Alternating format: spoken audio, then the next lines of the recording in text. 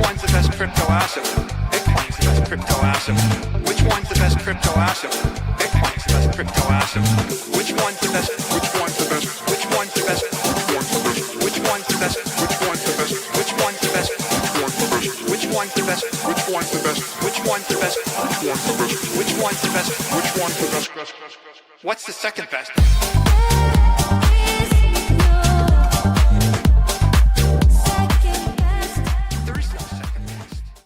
What's up, everybody? Welcome back to Discover Crypto. It is 4 p.m. stream. I'm doing it a few minutes early today, but we got to talk about this absolute meltdown on the charts and the overwhelming signal of what is coming that is actually like not even kind of bullish, but it is explosively nuclear bullish to the upside and what's setting up here. And that has to do with the policies that are surrounding what's going on in price action and what that may mean looking forward into 2026, especially into the end of this year. So when we see this price action breaking down, is it the end of the world? I say it is overwhelming opportunity, as I have called out time and time again in this bull trend all the way back here. If we zoom back all the way to the bottom of this cycle, each one of these dips, I was talking about very great, amazing buying opportunities, especially this one right here. This was that legendary call on April 7th where August 7th, when we had that sell-off right into this zone that we talked about, the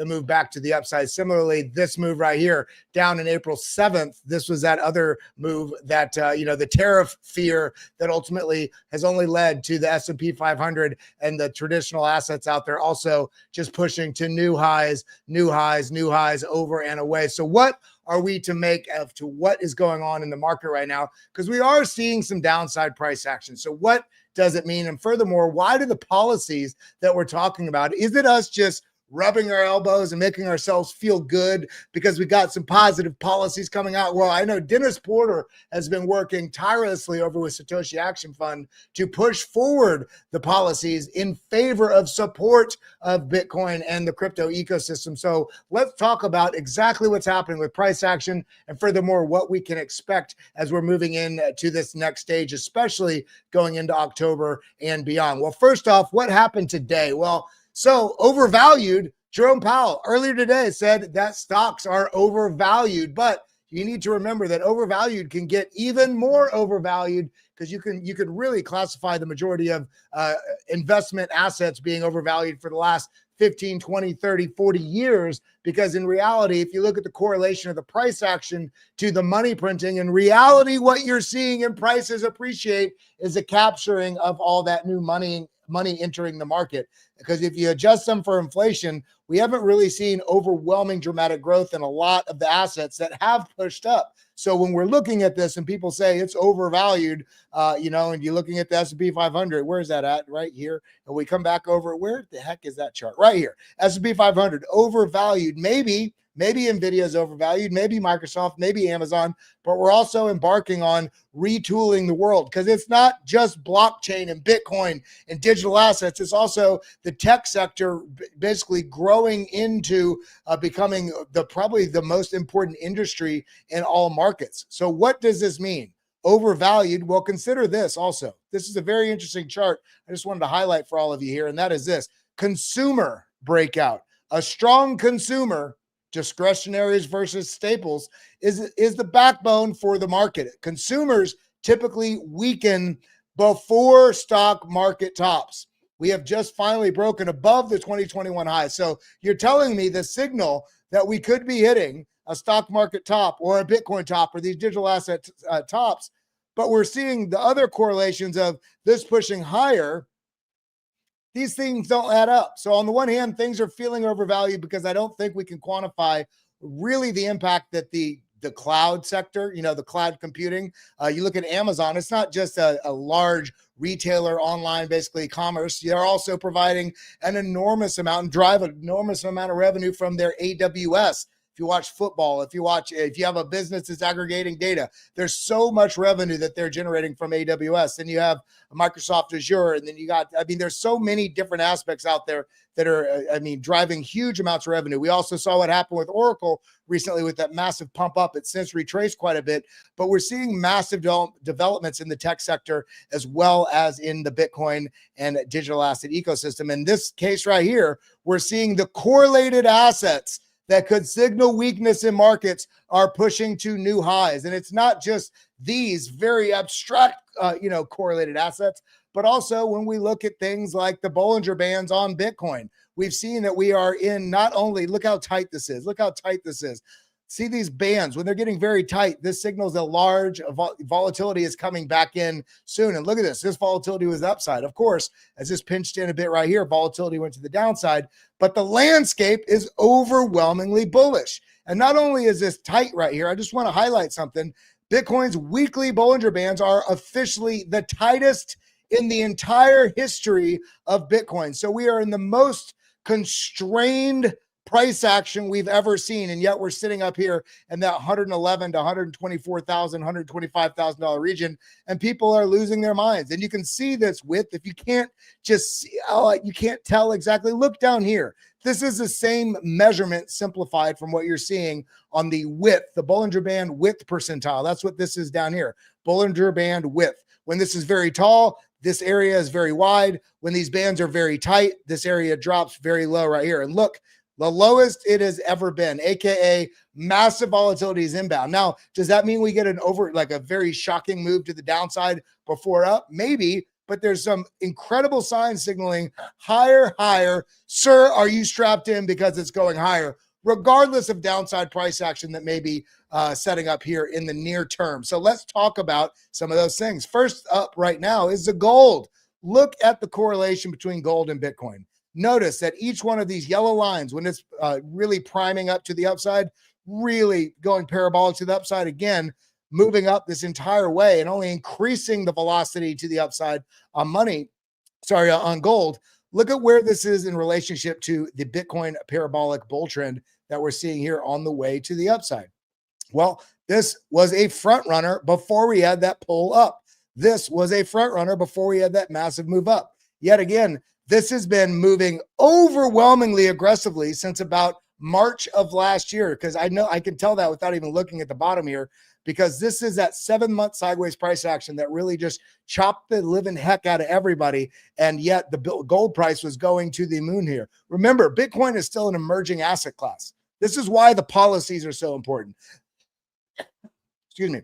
This is why corporate treasury stacking is so important. This is also why it's important for you as an individual to be stacking and self-custodying, because the world is still trying to figure out what Bitcoin means to them.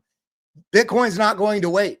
Some big players are going to get in early. Most big players are going to get in late. Some retail, in fact, a lot of retail has gotten in early.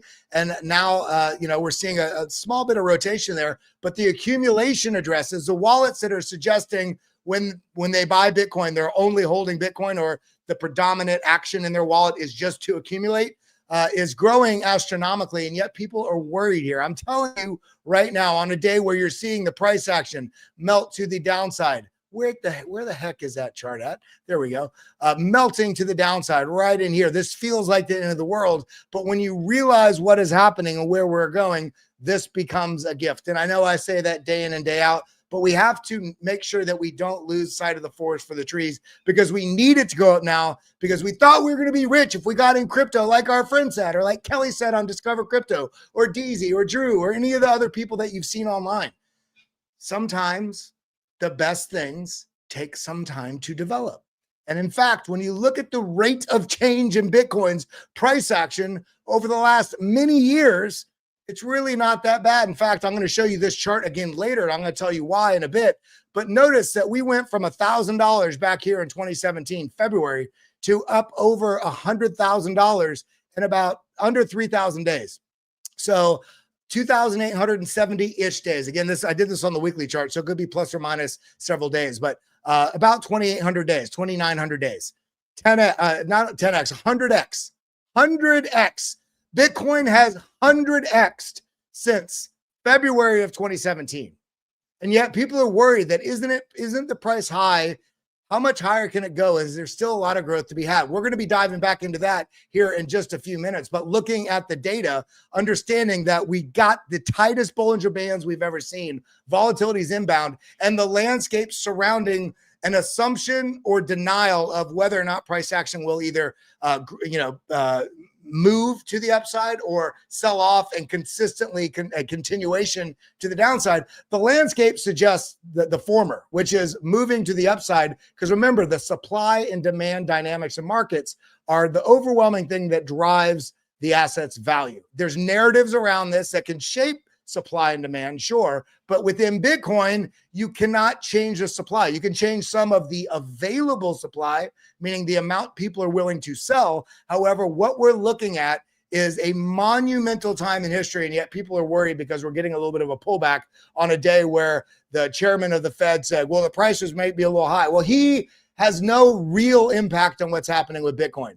If price action selling off right now, if we saw it sell off since Sunday, it's a manufactured instance to get you to sell your Bitcoin, because Bitcoin will push up higher in the long run, especially considering what we're seeing with gold absolutely mooning. I mean, look at this legendary moon. We see a move with gold. It's moved up to over $3,800 area per ounce.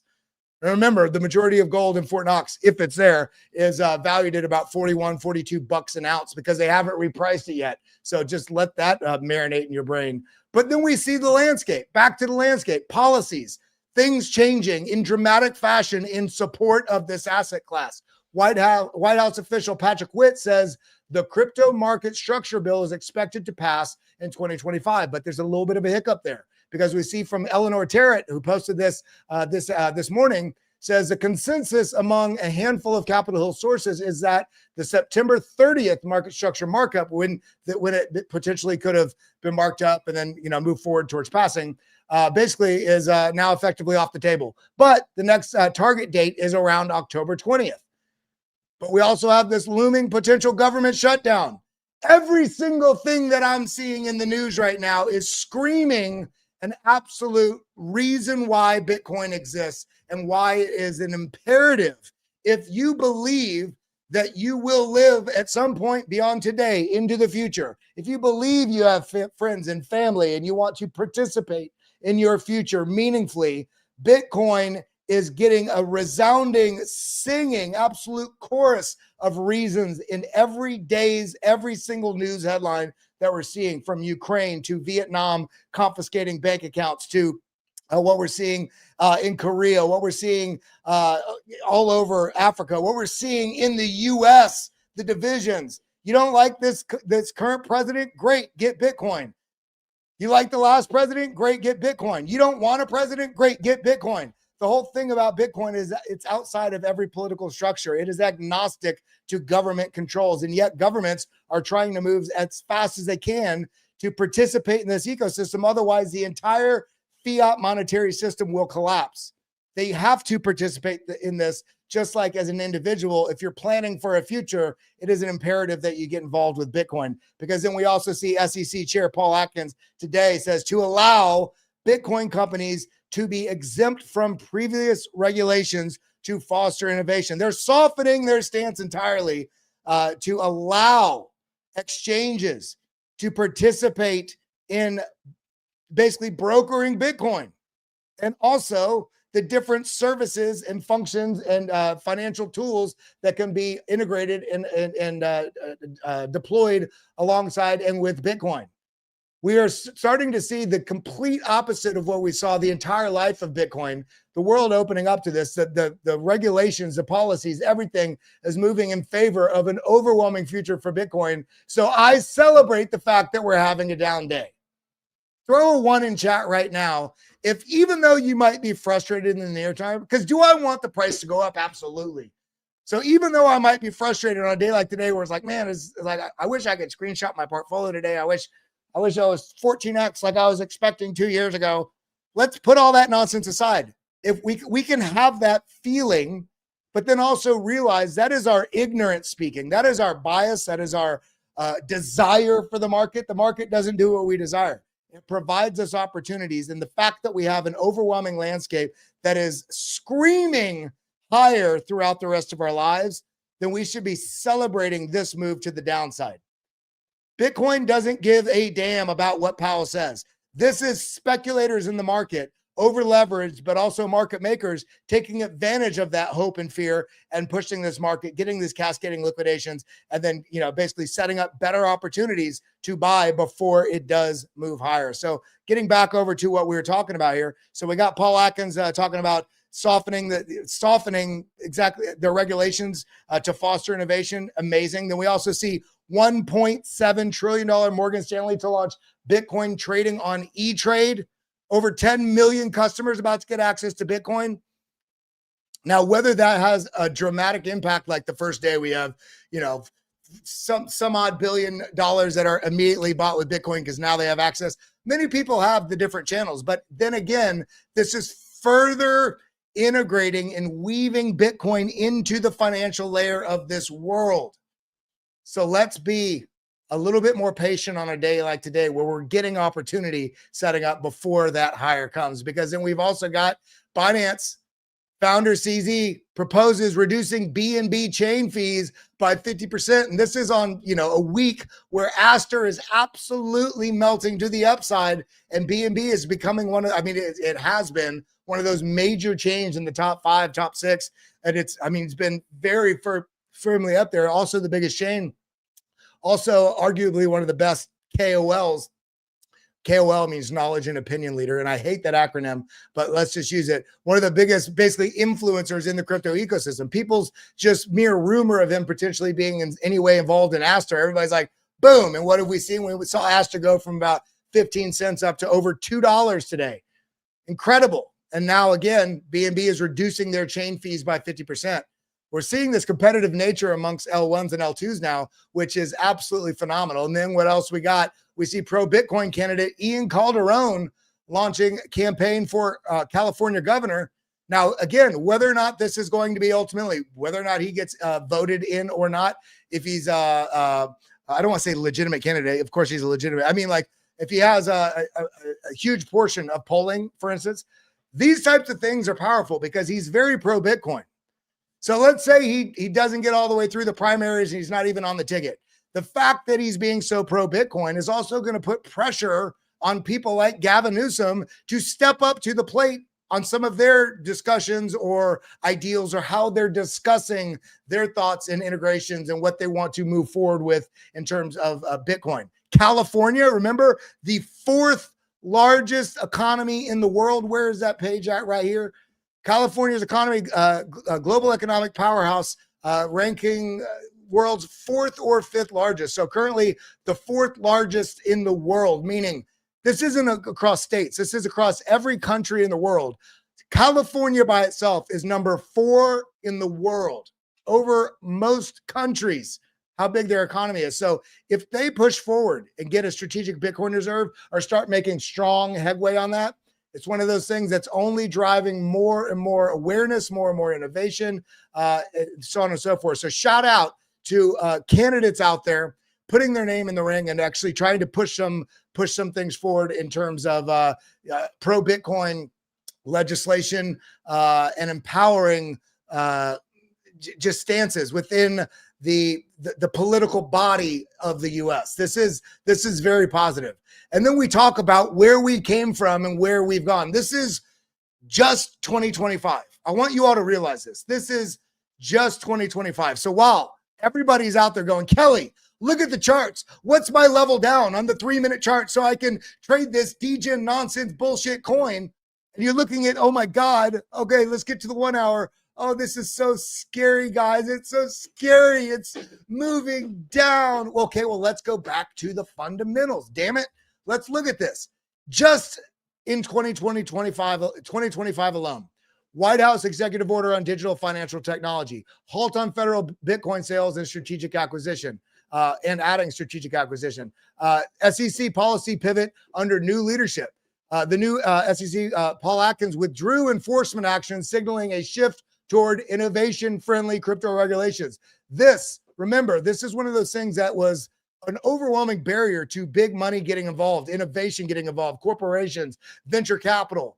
This was basically pushing everything offshore. Now, can crypto and Bitcoin and digital assets and your favorite altcoin and your meme coins, they could all do fine without the US involvement. 100%. We've seen it since January 2009 to where we're at today, to where we were January 20th of this year. Everything in the US was set up against crypto, and crypto has grown exponentially. The difference now, though, is we have had crypto adoption to a good degree in the US in the face of all that sort of resistance from the administrations prior, all the regulation prior, or the lack of regulation prior. So consider where we can go now that we're opening up that regulatory question mark. Am I safe? Am I going to get a Wells notice? Am I going to get, prosecuted by some regulatory agency and shut down and be cost hundreds of millions of dollars in legal fees or get sued? All that is basically getting thrown to the wayside for good actors. For bad actors, throw them all in jail. But what we're seeing is incredible. Again, I'm only on the third one here out of this main list, and there's more than this. Again, this is just 2025. The Genius Clarity Act passed by Congress.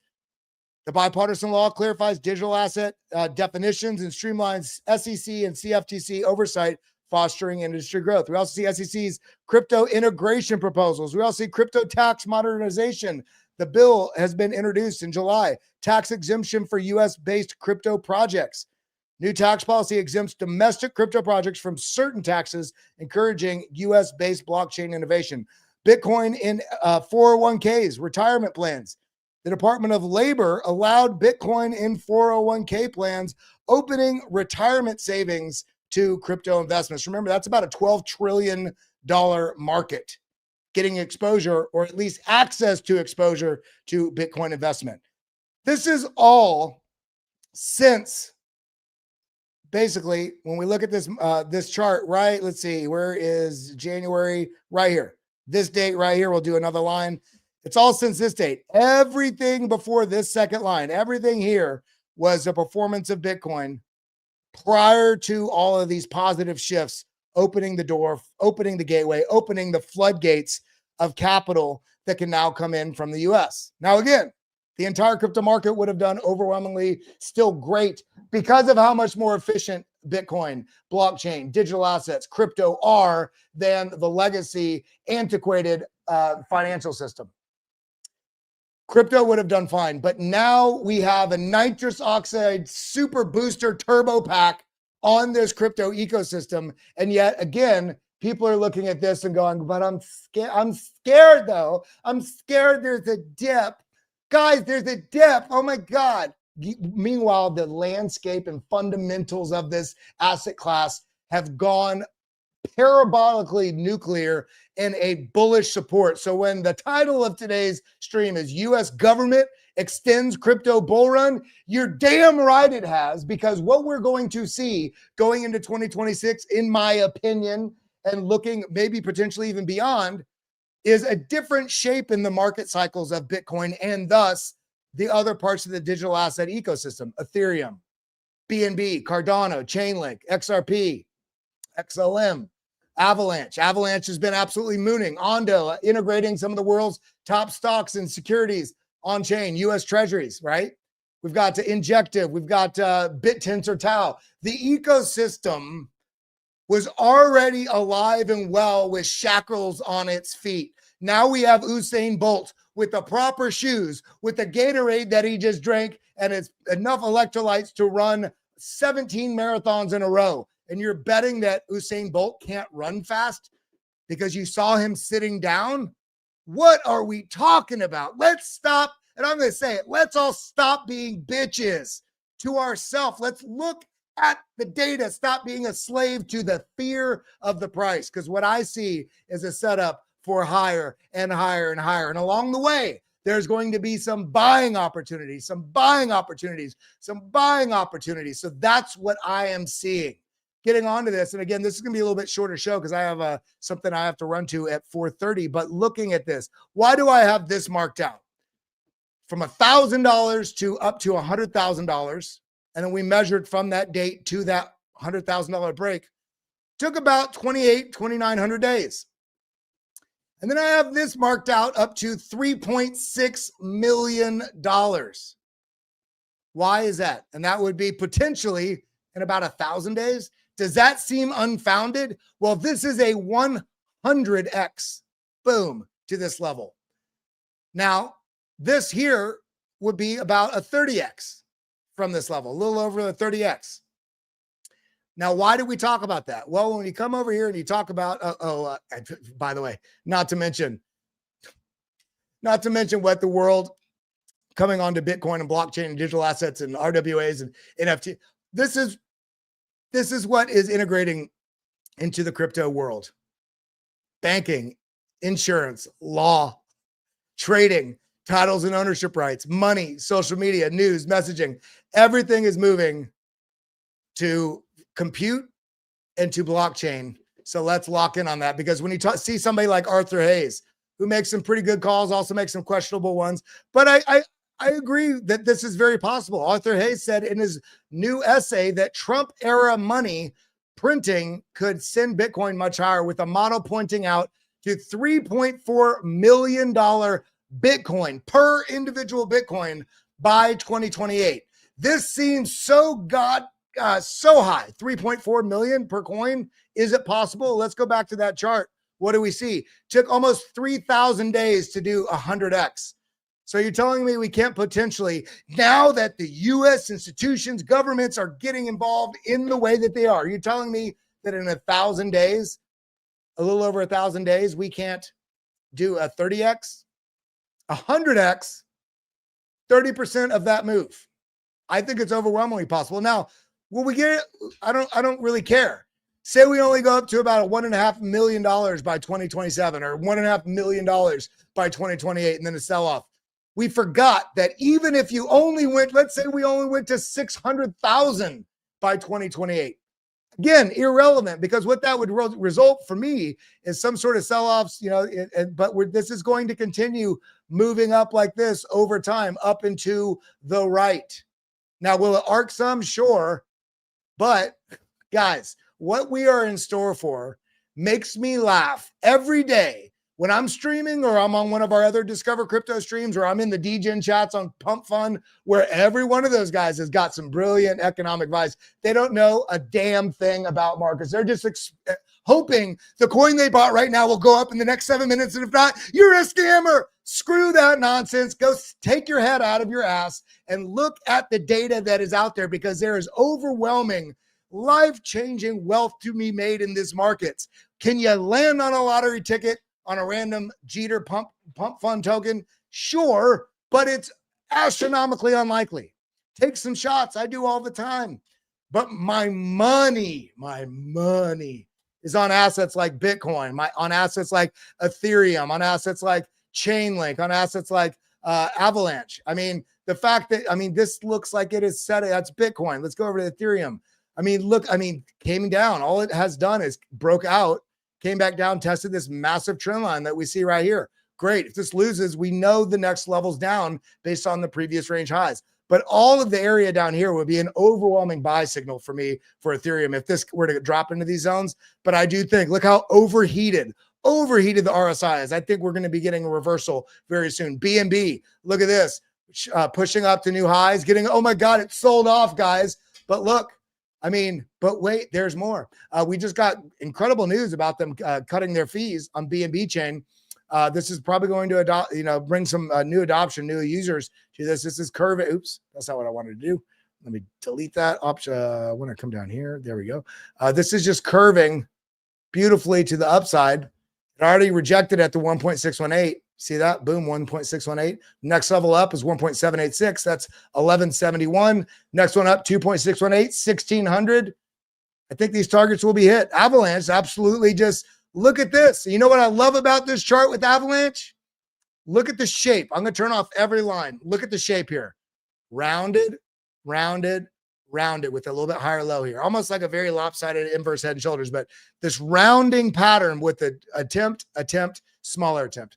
Now look at Ondo, okay? Look at Ondo. Rounded, rounded, rounded. Not as deep here, right? But what do you notice different here? Is Avalanche giving us the signal of the leg up that's about to come to many of these other altcoins? Because it's not just Ondo. We also see it, things like Near, same shape, except we haven't gotten that pop out yet. This market takes its turn between different assets where capital flood into. Aster has been absolutely moonshotting. Even today, I was like, man, I might have almost added to a position. I saw it drop from $2 all the way down to about $1.27, $1.30. Where is Aster at? Here we go. And then this morning I looked at it, it was $1.50, and I was like, maybe I'll let it cool off. And then what happened on it? It went up over $2. This is where I looked at it this morning. I looked at it about right here on this dip right here. I was like, I faded it. And then what did it do from that move? From that move, boom. From that move, it did let's look at that.